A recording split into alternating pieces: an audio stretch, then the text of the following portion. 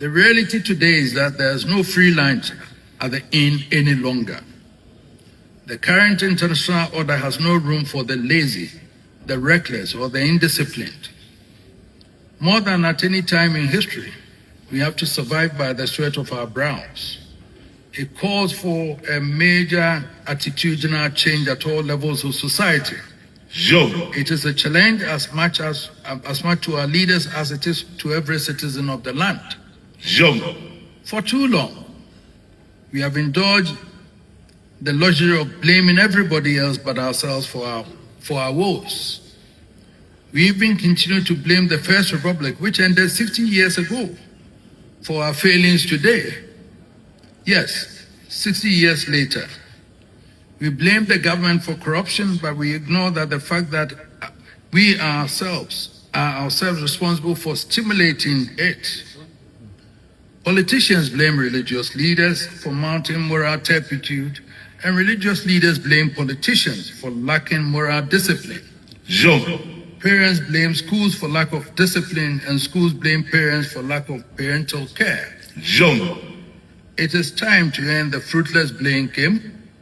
Each of us must look at ourselves in the mirror and ask, what can we do better for ourselves, for our families, and for the nation? It is the only way forward. When a Ghanaian walks into a shopping mall and finds more than 90% of the goods on offer to be imported, it must strike him instantly that there is a huge market for manufacturing in the country. And if there's any entrepreneurial instinct in him, it must drive him to explore the possibilities for investment. It is not a matter for government. It is a matter of business. It has been refreshing to listen to a number of initiatives from government to stimulate private sector production in agriculture, forestry, and industries. The creation of the Tree Crop Authority is a welcome innovation, and the efforts of the Ministry of Trade to drive investment in agro-business is another step in this direction. The challenge now is how the people are responding.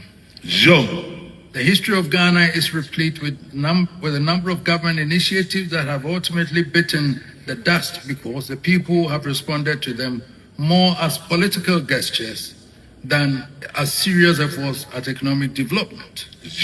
We cannot afford another phase of the same routine. The people of Ghana need to demonstrate first that we care for the economic development of our nation.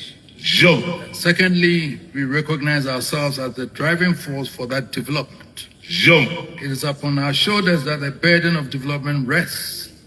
It is ours to explore the opportunities available, and it is ours to take the risks.